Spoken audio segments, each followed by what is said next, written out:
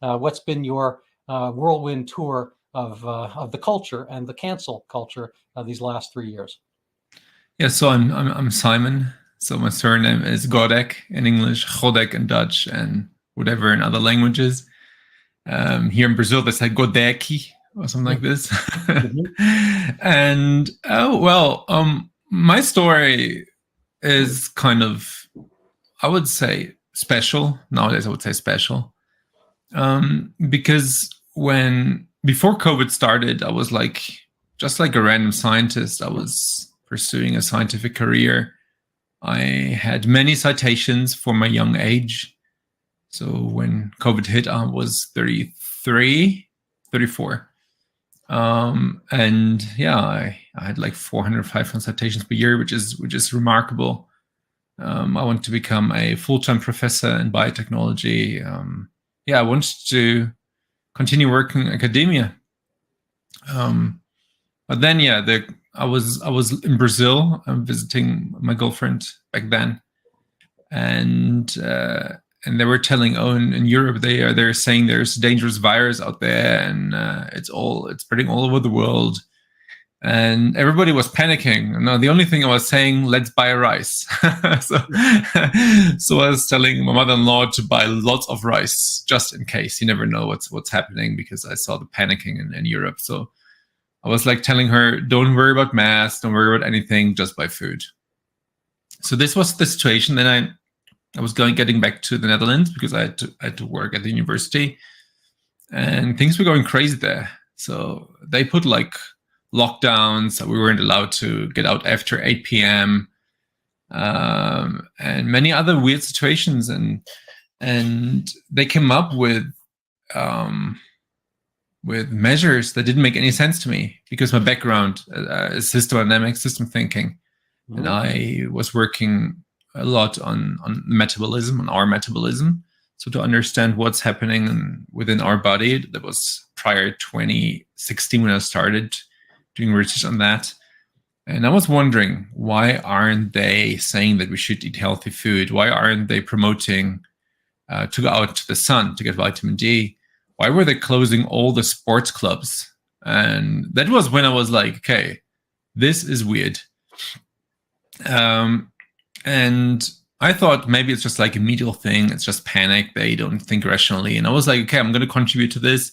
I'm going to write down my knowledge on vitamin D, because I saw like on social media, some people were like promoting vitamin D, but they forgot to promote vitamin K2, which is essential. So I was writing a publication about this and explaining why it's necessary, why magnesium is necessary, what's the metabolic pathway of vitamin D and K2, etc. So this is what I did, and I think it got published in September 2020, and that's when it started. So that's when it started to get down the hill. My university back then in Wageningen in the Netherlands received emails that I'm spreading pseudoscience. Exactly. This is one of the. This is a graphic I made, a causal loop diagram in my publication. So the publisher, even it's a high-ranked journal. They got emails that I'd be selling vitamin D pills, and that I had conflict of interest, which wasn't back then the case. I mean, I'm selling them since March this year, but it's a different story. But back then, I never had an intention to sell anything. I just wanted to educate people. And my university, they backed me, but they were already like, okay, it's weird. And yeah, they were like not amused by getting that much fan mail. But I was just like trying to stay below the radar, mm-hmm. Because I saw on social media that many scientists got silenced already. And I didn't see the need back then to just like fight, like lose my career for vitamin D. This changed, however, when I figured out, or when I was told by a neighbor in the Netherlands, that the PVO process of Drosten's PCR protocol just took. He said back then it took 2 days. So I was diving into this because back then I was an editor of a journal, an associate editor. And I was diving into the process, and I figured out, okay, it wasn't 2 days, it was like 3.5 hours until maximum 27.5 hours that this peer process could have taken place. And I was, of course, trying to understand how this is possible, and I was diving into here we go, diving into the journal itself. I figured out that Drosten was Drosten himself was an editor on the editorial board of this journal, where he published his publication, and it was, I think, in January 2021 that I wrote this thread on Twitter, and I had 20, 30 followers, maybe max back then. So I had like a very small account. Nobody noticed me. I like that. And suddenly I had thousands of followers overnight who were asking questions, who were like shocked. And I was like, okay, what did I do? What did I do? And as you can see also on my Substack post that you just linked, I got attacked heavily just that day, heavily by virologists from Erasmus University, University of Utrecht. I tried to find back their tweets these days, and I couldn't find them anymore. It's I think they deleted them, but they attacked me heavily, and they contacted my university back then. They told me that I was attacking Myron Koopmans and Drosten, who were like world-class scientists, and that I'm spreading pseudoscience. Yeah, all the slandering was going on, and I got into trouble. So I had to talk to the dean of my faculty. I explained to him everything. He said they backed me. They did officially, but behind the scenes, they got rid of me eventually in March. Really? Yeah. So March of which year? 2021, just like two months after I spoke out. Yeah.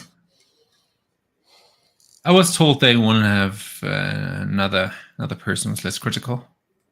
I was like, I'm a scientist. Isn't this my job to be critical? Yeah, like, you actually, where do I have it?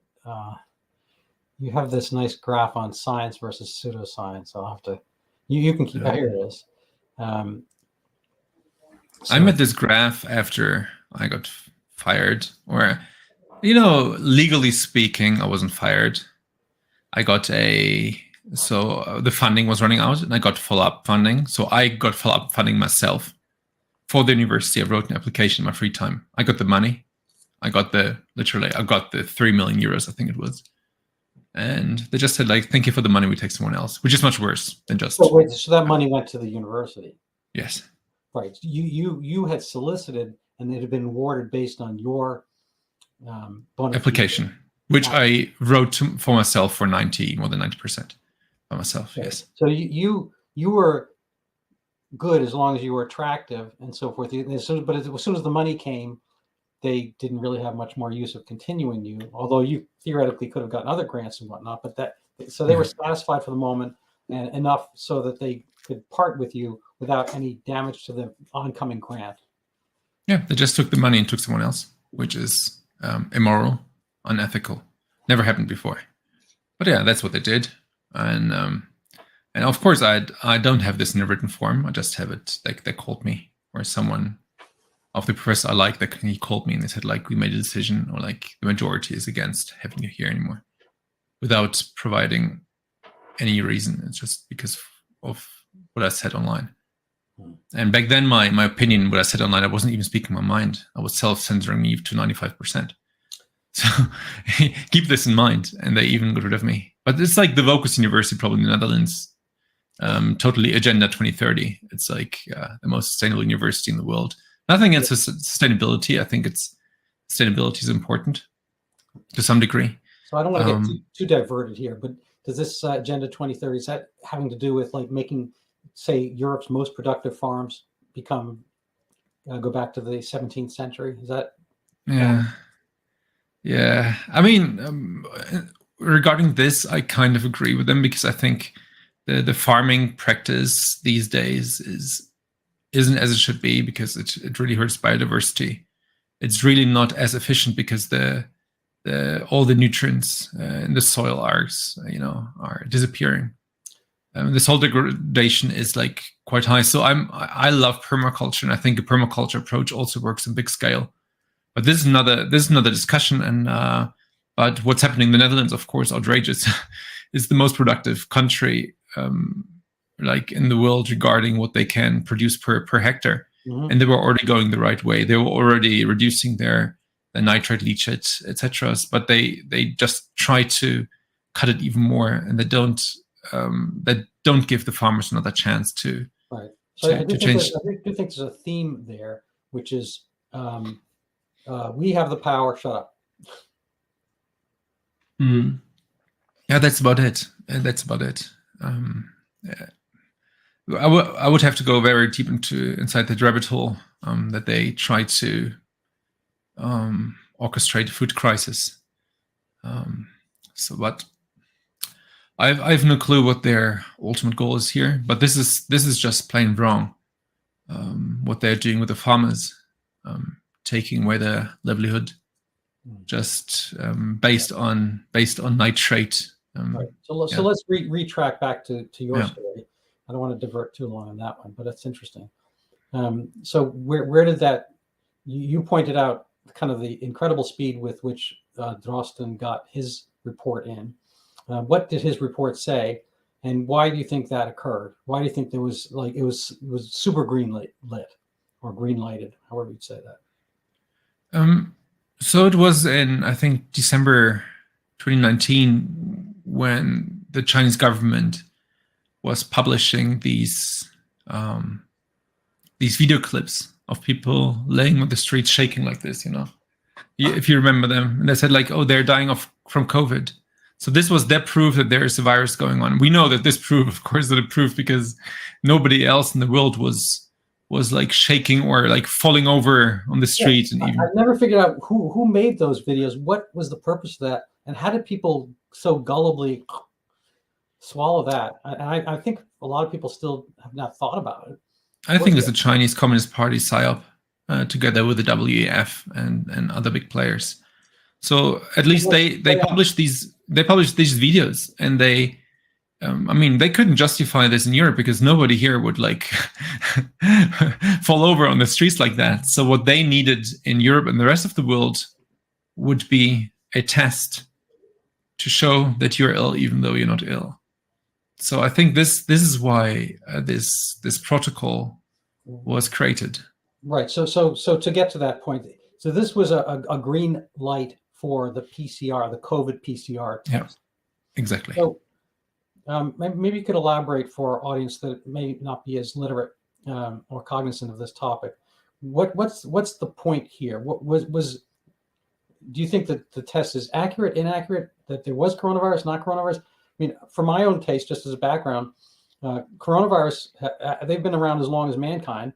Coronaviruses, and they, prior to 2003, would be just seen as the second leading named cause of the common cold. So coronaviruses are no big deal. I mean, we learned about them in medical school back when when I was there when dinosaurs were around. So coronaviruses were nothing novel, but there's a whole level of fear attached to them. So what is exactly the problem with Drosten's point? Is that it's inaccurate test, it was too sensitive, or it's finding cases where there's not really disease, or that's finding coronavirus in the regular population, such as coronaviruses have always been, or were you really working on the technicality that it shouldn't have gotten into a journal that fast? I mean, which of those aspects am I getting more?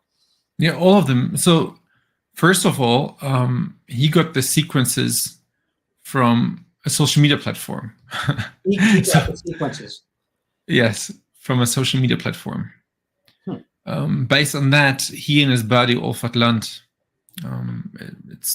he's the owner, or he was an owner of a Berlin startup who now sold the startup for several billions, I think. They created this PCR test literally overnight. At least this is what Alfred Land said. Overnight, we created this PCR test. Given the information we have now that also a Slovene laboratory tested the test beginning of January 2020, and they stated that they have done in-depth test, that they have tested this in-depth via quite a period of time. We can assume that the test was already finished before Christmas 2019. So why would Drosten create a test prior to these Chinese CCP videos that were published? So that doesn't make any sense. In addition, his protocol was advocating for a cycle threshold of 45, which is so high. Huge. That's huge. Yeah, it's huge. That's funny. It's making everybody sick. Yeah, it's almost like I could sit here and get a piece of Mars atmosphere. Yeah, I mean, it's each cycle is an order of magnitude is 10 times more sensitive. So 10 to the 45th. I mean, these are. It's not quite exactly like that, but if you had I don't know a meter and 10 to the 45th meter, I think that would put you out of our solar system to the next star practically. No, I don't know. I have to figure that out. But anyway, so the more cycles you do, the higher that cycle number is, the less of a signal there has to be in actuality for you to have found it. And potentially there's the higher risk of false signals. Yes, no? Yes. So I assume that the majority of outcomes were false positives. Right. So what cycle number did they ultimately wind up? I thought it was in the 30s, like 37. 35, I think. 35. Which is still way too high. Yeah, it's still way too high. Yeah. And just again, as background for our audience, if you test anything in an audience that is not likely to have that problem, you will have more false positives when the background likelihood is low. So the example I use, I wrote an article on Bayes' theorem during COVID, which I thought might take off. It didn't. That you're going to get a lot of false positives as we enter into and then leave the quote unquote pandemic, whatever it is, because you're going to be over testing for audiences or recipients that are not that sick. So the example I used for that was if you are a bomb tester, if you work in, Michigan in 1970, in a small town airport where people are doing commuter, and you're the bomb tester. You're going to go through a lot of people getting on and off airplanes and never find a bomb. And so any test you actually find positive, given the audience, that very low likelihood bomb carriers, there's going to be a false positive almost always. Conversely, if you're in Baghdad airport in 2004, something like that, and you're the bomb tester, you're going to have a higher likelihood. When your test is positive, it's more likely to be an actual positive because there are more people carrying bombs theoretically. I don't know if that's a good example. You could make 18 other examples. I had one. If you're testing for real plants in New York City indoors, there are more false plants and there are going to be more false positives versus going into the jungle and testing for plants. So anyway, that's Bayes' theorem. And so when you're testing at this high sensitivity, enormously high. And you're finding something that exists in the natural environment as a coronavirus, and there are other coronaviruses that are not this SARS-CoV-2, as it wasn't called at the time yet. It's fraught with the possibility that you are just dead wrong. Yeah, we also wrote a paper on Bayes' theorem and false positives, and we figured out in the Netherlands it was up to 90% false positive during the summer. So great minds think alike, I guess, huh? Yes. But ours got published, I think, last year. I got mine published, but I couldn't get it published in any major journal. So I got it into an American Thinker, and it didn't change the world, but it's still apt, and it's frankly apt now because Senator Dick Durbin, who's from Illinois, U.S. Senator, Democrat, he actually has the exact identical post that he had from maybe 2-3 years ago. I just came down with COVID-19. I'm going to be quarantining, blah, blah, blah, blah, blah. so forth. And because my test came out positive, whatever. Right now, I mean, I think this actually proves the fact that this test still turns positive when it's Omicron, which is not a lineal descendant of SARS-CoV-2. I mean, I will stipulate the early Greek letter alpha, beta, and there's probably gamma, delta, kappa, all the lambda, all the relatively early Greek letter variant strains, the VOCs, variants of concern. Those were lineal descendants, nieces and nephews, grandkids, whatever, of SARS-CoV-2. But Omicron is not. Omicron is like some other, spontaneous coronavirus, or what we call the common cold coronavirus. And the fact that people can still turn positive for it, I think belies the fact that this test is not that precise for this particular pathogen, SARS, or the Wuhan flu, whatever you want to call it. And we shouldn't forget that all these variants are solely a computer model. We shouldn't forget this. So it's highly theoretical. What do you mean by that? What do you mean their computer model? Well, if they take a sample, for example, of a sick person, they don't isolate the virus and then run the sequencing on this. They run the sequencing on whatever protein is in the sample. So it's very hard to determine whether all these variants are actually variants and whether it's what it is. So I'm very skeptical towards that. But maybe we shouldn't get into the virus topic at all. Let's go back to I have you on the thread reader, so let's go follow your thread where we last left off in our conversation. You pointed this out, that this was an incredible speed with which this paper could pass through quote unquote peer review. Unlike, yes.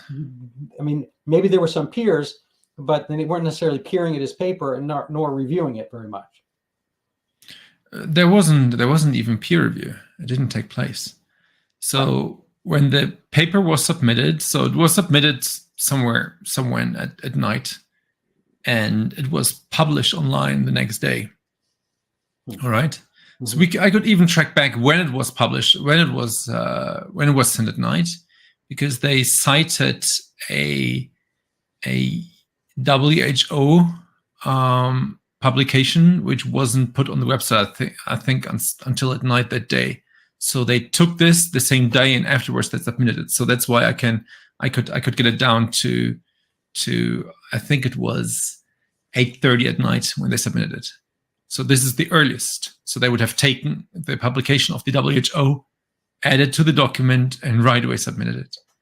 And the next day it went through peer review, obviously iterations to independent reviewers, and got to the typesetter, got forth and back, and then they published it. But there is no way that first of all the editor finds two reviewers and that they review the paper at night, and they do iterations during the day, and then even the typesetter, who usually needs several days, gets this online.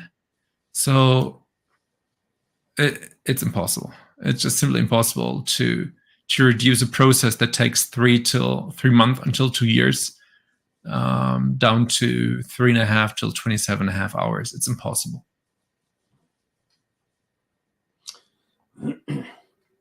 So where does this leave us? I mean, where did that leave you at that moment? Well, I know that this is a fraud, and Drosten kept on being a frontman, at least in Europe. He kept on slandering people like those from the Great Barrington Declaration. He was always calling them pseudoscientists. He was blaming everybody who had a different opinion. He even had clips where he said, hey, if there are people who said they have a different opinion, don't trust them. Don't trust other professors. Don't trust other doctors. Just trust me. And I think he's a bought asset. The only question is who pays him or who blackmails him. Why does he do it? What else is he hiding from us? But I know that actually literally everything he said since the beginning were lies. So he even said there is no seasonality in viruses, or there is no seasonality in being ill. He predicted 3 summers in a row that the peak would be during June, northern atmosphere, hemisphere, sorry. And yeah, everything he predicted was wrong. Let's put it like this. He also predicted people in Africa will be piled up on the streets. They will die in being piled up. And also it didn't happen, because I mean, like, African people don't have a TV, or like they have a TV. Sorry, not African people watching, but like, I mean, like, per 100 of people, less people have a TV or have less media than in the Western culture. So they were less exposed to propaganda, which is my opinion why less people died, because less fear, less panic, less cortisol, less excess mortality. And I think they know this. They know all that. But of course, I mean, like, they have to lie. Otherwise, the card house is collapsing more rapidly. So where did Drosten land? Has the virus, the pandemic, has not been good to a lot of people. How was it for him ultimately? I know his buddy Olfert Land. He's a billionaire now. Drosten, I think he must have gotten money, but we are still looking for it. I can't find anything. So he has fame, but I mean, like, now he's hiding. He was not asked to leave his job. No, of course not. He's getting all the money now. He gets research money. Gets everything he wants. Of course, he didn't have to leave his job. He did everything wrong. All his statements online were wrong. Everything was wrong. Everything was the opposite of what he actually should have said. Okay, so we have your word for this, and I'll play devil's advocate. Who are you, and how would you know this, and how can you say that with assertion? And who believes you, and who doesn't believe him? Yeah, well, the opposite is, like, the thing is, I lost all my money I had, all my jobs I had, and he gained everything. And I think my predictions were quite correct, especially with vitamin D. And also now, as we're looking into the data now regarding the vaccine injuries, and also the I call it the fear-demic, we can see the higher the measures, the higher the fear, the more the excess mortality. So I like to let the numbers speak, and I think the numbers prove me right, and Drosten totally wrong. Is this are there, how is he seen kind of in mainline science or in Germany? And do you feel as if, well, as the facts prove us right, that there's going to be any change in overall consensus? No, he's a demigod still. People love him to death. I think the majority of people. So you have now this Minister of Health, Karl Lauterbach, who's also fraud. And his whole CV was obviously a lie. His whole CV, imagine. Professor, doctor, whatever. And they're now investigating this, and I think they're gonna focus on him. So the focus will not be on Drosten. So Drosten left Twitter, I think it was 1 year ago. He knows why. He knows exactly why. When the tables were turning, the tides were changing. Mm-hmm. He was just like leaving as if nothing ever happened. But of course, I mean, like, he's been telling, I think, in an interview that he wanted to do some camping holidays during the weekend. And when he arrived at the camping site, people were literally attacking him. So he has enemies, and he should be put in front of a court. He should face a trial for what he did. I mean, the evidence is there, but still the judiciary system isn't ready yet, I think. So what's your work now? What happened? Well, let's just stick on with that question. You say you're in Sao Paulo. What's your work now? What's your pathway?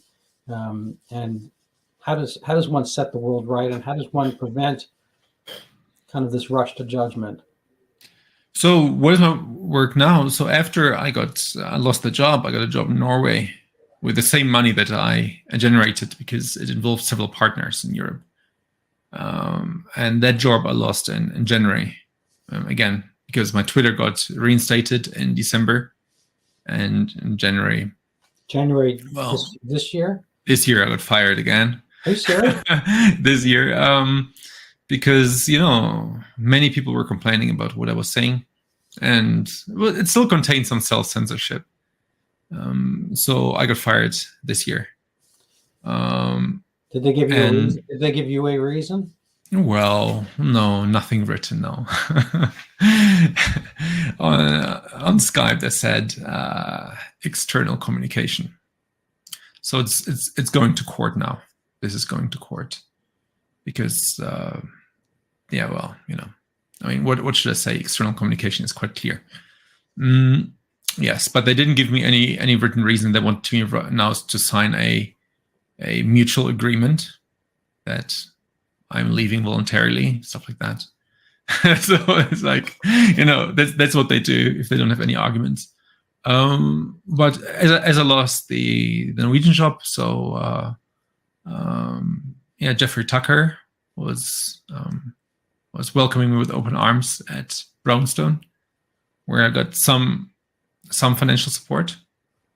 It's far from what I earned before, but there's some financial support. And meanwhile, I started my startup, Sunfluencer.com. So Sunfluencer, where I'm selling vitamin D in the best available form. I'll put that up for people to look at. And how's life in Brazil? Yeah, life in Brazil is great. It's summer, so I cannot complain. But it's kind of sad that I can't enter academia anymore in the near future. So this is something I'm struggling with, and I never wanted to have a web shop. But at least I'm trying to do something good, and use my position in order to educate people. So that's what I'm trying to do on Substack, on my website, on the Sunfluencer blog, on Twitter, Telegram.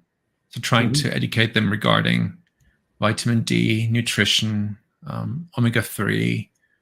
So this is the website. And I try to come up with a product that contains everything that you require. So I think this is the best thing I could do, being an independent scientist. And there's nothing better than selling stuff and helping people at the same time. So this was my thought. Right. But I agree. So that's just the people who can't see this. It's Sunfluencer, like influence, but Sunfluencer.com.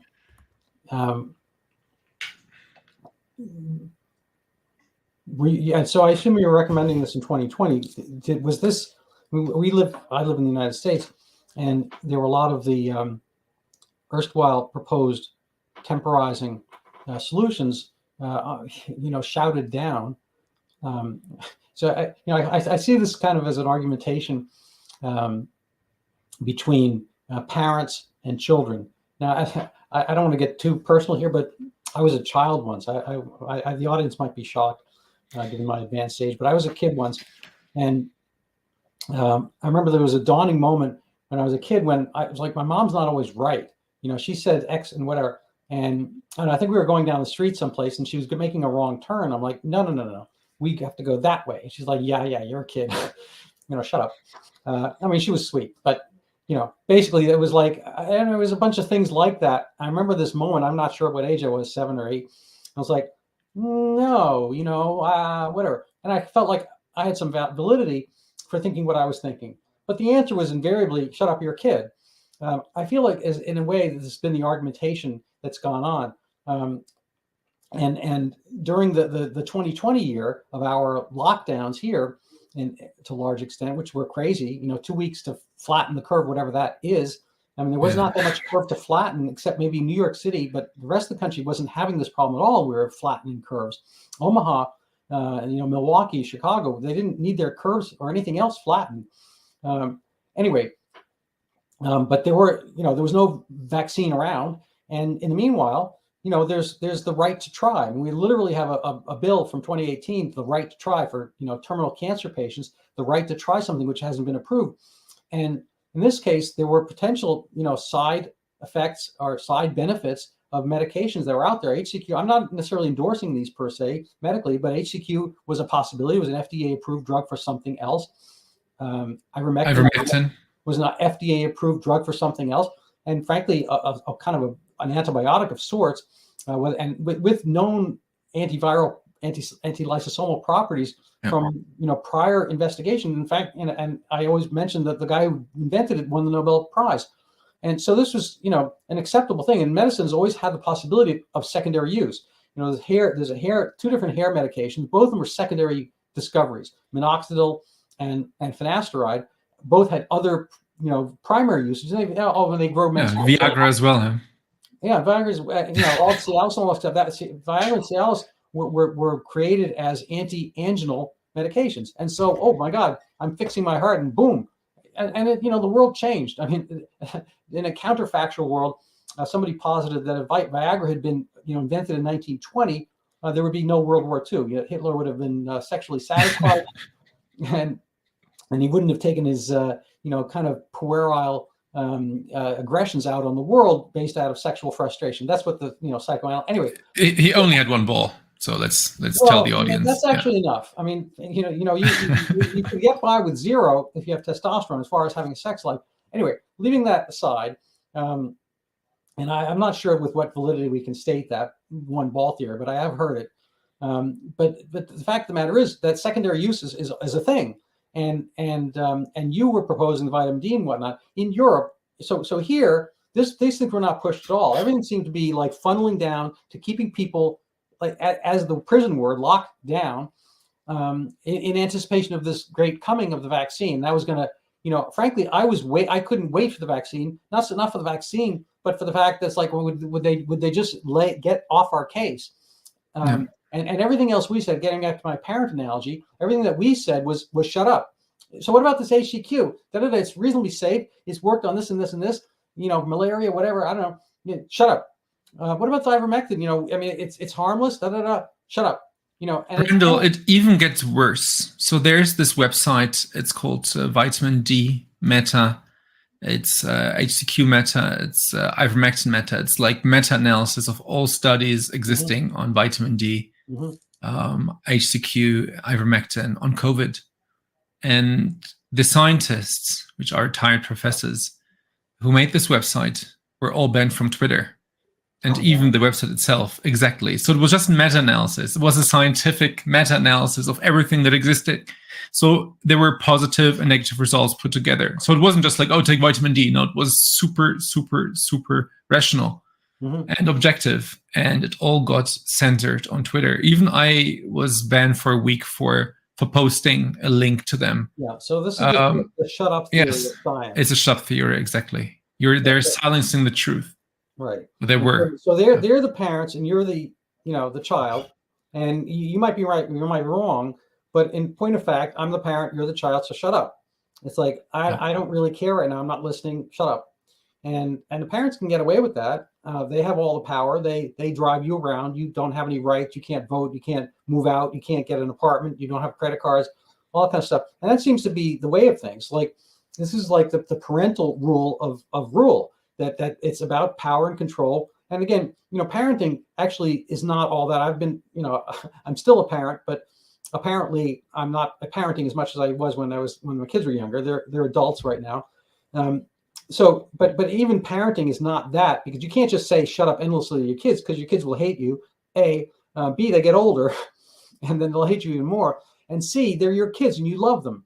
I don't see any of that. So to call it a parental relationship is actually not apt. It's more of a dictatorial relationship, or an abusive relationship, or a sadistic relationship. The Marquis de Sade, has his own internal rationale, which is complete. Forgetting the lurid parts of sadism, the Marquis de Sade was a thinker of sorts, and he felt that other people, in a sense of, in a kind of a godless way, his pleasure, he's the only one experiencing the world, and his pleasure is paramount, and who the bleep cares about the other person's pain if it gives me pleasure. And so this is, I'm in debt to Andrew Clavin for this, analogy, but he points out that the world has become somewhat autistic as a culture, and is not listening, and is not picking up social cues, and is sadistic as well, in the sense that if certain people are getting pleasure, then other people don't matter. And that, Hey, I'm autistic. I am. yeah, I don't know. Maybe. I mean, I think there's a so-called spectrum. I think you're reasonably perceptive. I think that everybody has some aspect of everything, and you are able to adapt. You're not, you're pointing things out. You're rational. Exactly. Your words make sense. I've read your pieces, and you're forthright, and so the world needs some of that. And to call it autistic, I think is reductionist. And maybe that's your diagnosis. I don't know. But be that as it may, that kind of takes away from the whole kind of the social contract we theoretically have, where the people who lead us are technically at our service, when I don't think they necessarily realize that, or have to put up with it, or care. Yeah, and they act like the other way around. They are just like mandating us to do stuff. They are like pushing us to just follow their agenda, to just follow their message. So we've seen this a lot on social media. Those who don't agree with the narrative, they get silenced, and they get silenced from all directions. So be this an employer, be this the government itself, be this the big tech companies, the banks, and everything. So I think the last 2 years were the worst, and I think it's getting better, especially with Elon Musk taking over Twitter. But that was indeed a big issue. Who's also, he self-proclaimed, I think, autistic, but he is. Yes, I'm not self-proclaimed. I'm not saying he is necessarily self-proclaimed either. He announced it. Yeah. So, yes.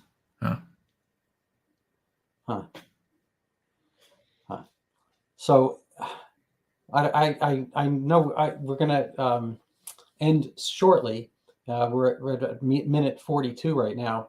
I'm wondering what your summary of all this is. What are your next steps? What is your message for people? So my next personal steps, there's one rule I have. It's like, don't hate, because if I hate, the hate like eats. I like calling out people who are part of it, and we shouldn't make the same mistake as in 45. That we let everybody get away with what they did. Mm-hmm. And I think it's important that those who did this to us will be brought to justice, but in a way that is fair. I'm not like they're like hating them. I'm just trying to not forget, because people tend to forget, and the next thing is going to come. Climate lockdowns will come, social credit system, CO2 credits, and the same people will be on board again and discriminate against us. So I don't want to forget what happened, because I suffered a lot from what happened. I'm still suffering, although I try to be positive. I agree. I'm going to say that 3-4 times. There's been a lot of suffering. Doesn't measure up with yours. But on a personal basis, we had all kinds of schism, fractures, factions amongst the community. Long-term friends we've had for decades, became kind of almost like the Salem witch trials. People would, or maybe better yet, invasion. I don't know if you ever saw the Invasion of the Body Snatchers. And people look like people, but some of them had been, kind of subsumed by these body snatchers, aliens. And anyway, it became like that when they see that you're a denier, which I think is an epithet. It's a curse in a way.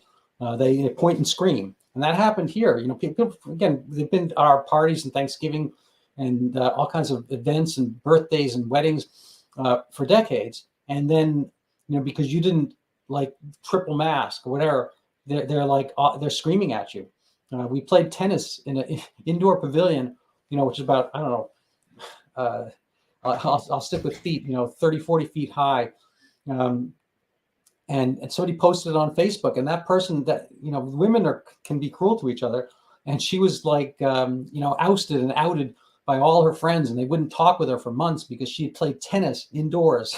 I mean, it's like, oh my God. Anyway, there's stuff like that, and various. I'm belong to a number of social groups. I have a congregation, an athletic club, investor group, and in each of those groups, I was that guy. I was kind of mini you in each of those groups, and I, saying what I think, and I thought it was all, kind of a bad cold, I guess, for some people, but everybody else, we all somehow survived this, apocalypse, and but I was literally screamed at. I was, accosted. I mean, varying, depending on how you define assault, I was assaulted at various points, not punched or anything like that, because I was saying what is, seen today is the absolute truth. But it's a funny time. Anyway, I'm going to, I appreciate what you're saying. I think those are reasonable words. So I think we're going to end very shortly, but I always leave for my own shameless self-promotion. I like to tell everybody that I have a book out. It helps fuel this, my endeavors here as a video podcast or whatever, and try to bring the truth out to you. So my book is on the last great pandemic. Overturning Zika, the book is the pandemic that never was. And you can buy it on Amazon. It's coming out in Brazil in a Portuguese version. So Simon, you can buy one there, but you got to learn Portuguese first. I speak Portuguese. Oh, you do? Oh, there you go. Yeah. You're a step ahead. So I tell people it's got my self-portrait here. This is not my most flattering. This is me early in the morning, but they did spell my name right, so I'm happy about that. So please buy this book, and you don't have to read it, but you do have to buy it. If possible, leave a review and try to find out the truth. There are very, a lot of similar elements, the way the propaganda was, and the way things spread, and the way the disease was worse in the places that people really, heard all these horrible stories. So people react. We're not computers. We have emotions, and we react to fear, and we can be motivated and guided by fear or misguided by fear. So I think it's a crucial message. I thank you so much, Simon, for coming on. We can hang around for 2 seconds after we leave, but we're going to say goodbye to everybody else unless you have some final words of inspiration. Buy Randall's book. All right, that's excellent, and buy Simon's Sunfluencer. He is the Sunfluencer for all of us. He's the solar energy behind our best motivation. So please follow him. He's on Twitter. I think I might have posted his Twitter feed, but you can find him. Just copy his name down. You'll find him easy enough. Thank you so much, everybody. Replicate this, share it, clone it, send it virally. And there's no vaccine against us. All right. Thank you so much, everybody. Have a good day.